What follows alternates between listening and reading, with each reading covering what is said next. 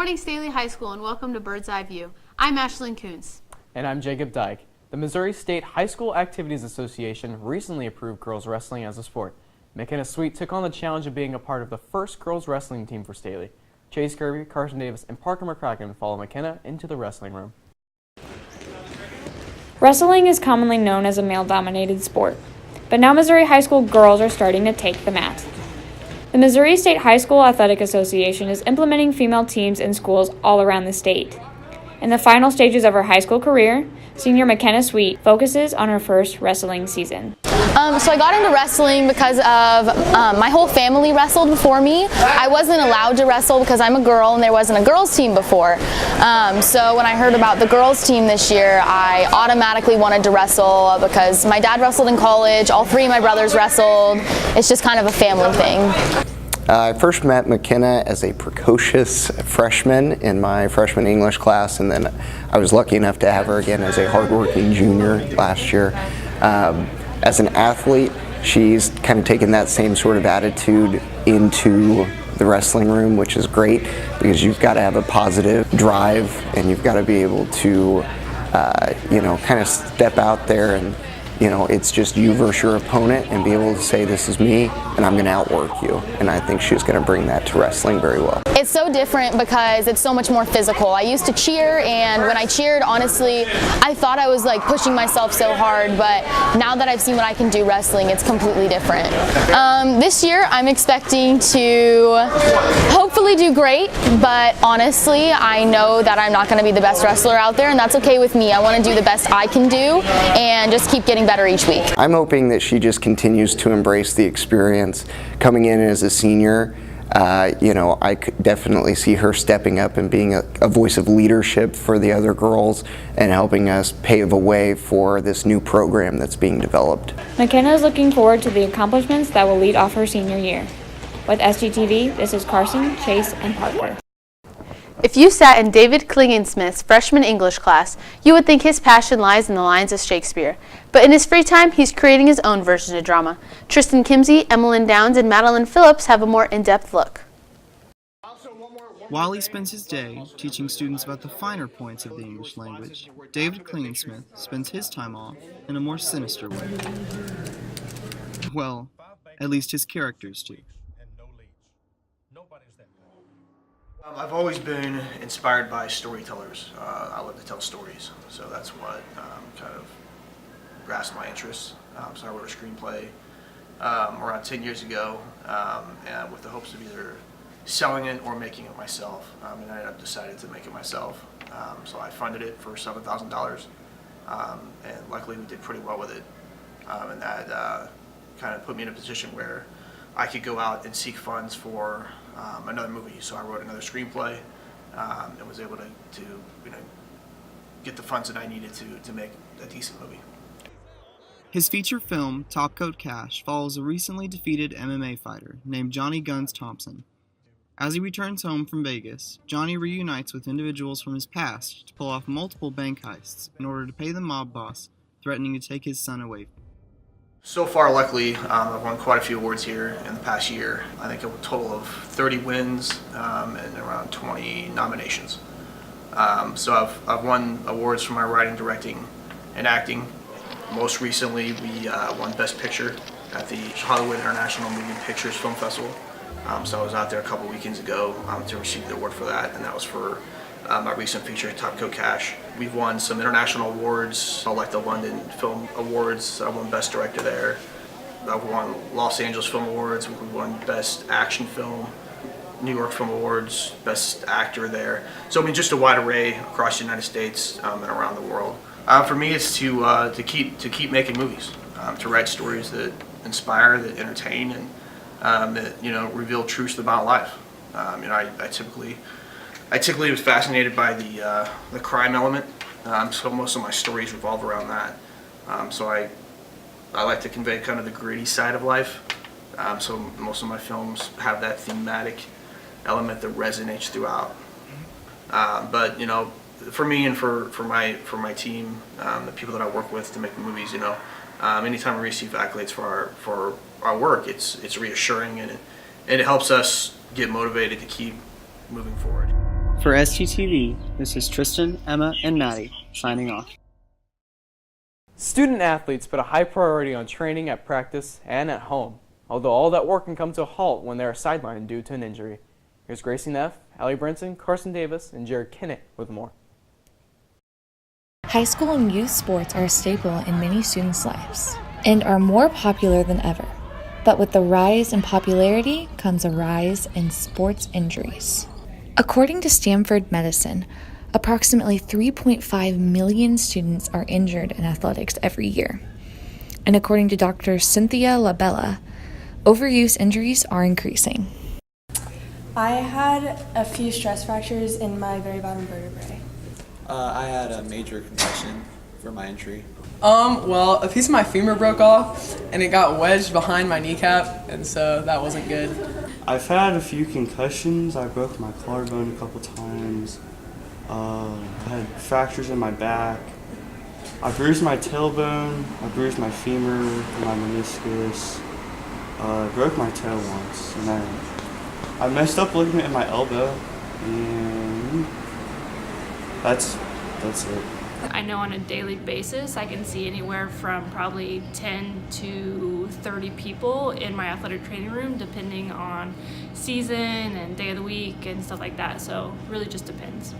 Injuries take tolls mentally as much as they do physically, especially like when it's constant injuries. Some days you'll be very confident and it'll like be going really well without any pain, and then the next day it's like I feel like I can't walk. So it's very inconsistent and very, I guess, frustrating. With a concussion, like there's always something that bothers you or something that just makes life really difficult for you. But you gotta do 100% with the 100% you got. And it's really frustrating to kind of watch your teammates do something that you wish you could do. But, you know, eventually you just kind of have to come to terms with it and accept it, and then you kind of have to have a mind switch of, like, fighting to get back and fighting to, like, recover as quickly as you can. They have lost something. They have lost their athletic drive. You know, they can't do the thing that they've been wanting to do. So it's like something really has died a little bit. In conclusion, trainer Elena McLaughlin said to avoid injuries, athletes should focus especially on making sure to be stretching during preseason workouts and taking needed precautions. With SCTV, this has been Allie, Jared, and Gracie. Some students love a good cup of coffee in the morning. Senior Preston Wheeler and Junior Colin Riggins took it a step further and created their own company. Elena Vodder, Layla Williamson, and I got the scoop on their new brew. Junior Colin Riggins and Senior Preston Wheeler of Staley High School don't have the typical teenage job. Together, the boys own a coffee company. After being coffee connoisseurs of their own, they decided to take their love for coffee to the next level by creating Now Coffee Co. We were just sitting at a coffee shop downtown, and we were kind of just thinking of names, brainstorming, just throwing out ideas, and I think Colin came up with Now and came up with the idea behind it. The meaning was just to focus and enjoy the now, not necessarily the future, the past, just live in the now. Though Wheeler and Riggins pride themselves in living in the now, they also care to look to the future, as all of their coffee beans they purchase are fair trade. We go to this wholesale company called Cope and Trade, and we choose what country we want from and what farm we want from, and then we just order it from there. Once the beans make their way to Kansas City, the boys roast, grind, and distribute the beans to their customers. Next time you're looking for a meaningful cup of coffee, direct message at Now Coffee Co. on Instagram and get your bag today. Signing out for SCTV, this has been Ashlyn, Layla, and AV. Kalena Oots and Megan McElwee introduced us to a program that makes tiny houses a big deal. Tiny homes. We see them all over TV and the internet. But for some, tiny homes are not just a home trend. They are a way to get back on their feet. Adam Abramson from the Veterans Community Project explains how they use tiny homes in a big way. Well, we offer veteran services. We're mostly known for building tiny houses for homeless veterans. But really the nuts and bolts of our program is connecting veterans with services. Here, they get a home, and right there you're taking that kind of survival mode out of it, where, you know, gives a few weeks, they're, you know, oh, okay, I have a roof over my head. I don't have to worry about surviving anymore. I have a safe, stable place to live. This program has had a great impact on my life and my grandchild. When I came here, I had no goals. I didn't know where I was going. I didn't even know how to get there. I just wanted a roof over my head, and I wasn't able to break down the walls by myself, so I came to VCP. They housed me in the little house. I had counseling. We lean heavily on the community for volunteers, and there's a number of ways for volunteers to get involved. It's not always about swinging a hammer and building a tiny house. They also put bags together so the people that walk in that aren't necessarily residents, they have bags ready, so if they come in and need hygiene products or some food, we can give them a bag, and a lot of the volunteers help out with that. They're giving me budgeting classes, and now I'm in school, and I've been here a year, and I see me having a great future after I leave here. Signing off for STTV, this is Kalena and Megan. It's no shock that Kansas Cityans love their city. Devin Juden, Nick Ridpath, and Cade Marching introduce us to someone who takes his love to the next level. Kansas City is known as the City of Fountains, but it's also a city with artistic talent. We talked to Lance Flores about just how he and artists like him are mixing their love of KC and talent to make their own mark on the community. So I'm a graphic designer by trade. I went to school for graphic design. I utilize that in my murals, not just making a poster, not just illustrating something, but really taking it to the next level. I'd say Kansas City has definitely grown and done a great job of just like opening doors and saying, hey, like I have a wall, can somebody paint something? We are finding our own identity, what works for us as a city, what can our city hold, and what can we continue to develop. I definitely think there's more opportunity for the arts, and it just brings like new fresh air into the city. You know, there's always a different perspective that no one ever thinks about on the way we see a city, on the way we can see the potential in something. For STTV, this has been Devin, Nick, and Kate signing out. And finally, Alyssa Bannister and Tessa Sipp introduce us to someone with a rockin' past. This is Elvis Presley. His image is iconic. It's on clothing, clocks, and even bobbleheads. He sold over 1 billion records and started over 30 films. This is Cathy Brooks. She's a stay-at-home mother and grandmother. So, what does this grandma have in common with the king of rock and roll? Let us in, and he would let like 10 or 12 people in a night, and it was always at night because he didn't go out during the day. So we would go in there and we would set in like a den, and he had a television, and he would have pop and snacks and stuff, nothing ever alcoholic or anything like that. And he would sit in there and talk with us, and just got to know him real well. And obviously, he picked, the right one. That's right, Cathy dated Elvis. But he was a really, really nice guy. He was very funny. He was, at that time, and that was like in 1965. That he was just a normal guy caught up in a real whirlwind situation, and I think it ended up being a lot more than he could handle. Although the relationship between Cathy Brooks and Elvis Presley did not work out, she explains what her life could have looked like. Well, I would have had a lot of money,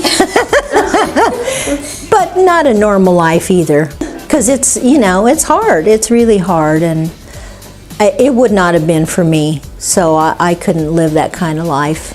Cathy today still has many memories that will never be forgotten. I remember taking this. This was in front of his house in Bel Air, California, and he was nice enough to take the picture, which he didn't have to do, and it just makes me sad, to see him, because he was a really decent guy. Signing off for STTV, this is Alyssa Bannister and Tessa Sipp. Well, that's all we have for you on this edition of Bird's Eye View. Be sure to check us out on Facebook, follow us on Twitter, and visit us online at StaleyNews.com. And don't forget to check us out on YouTube for daily shows and more. Have a wonderful day, everyone.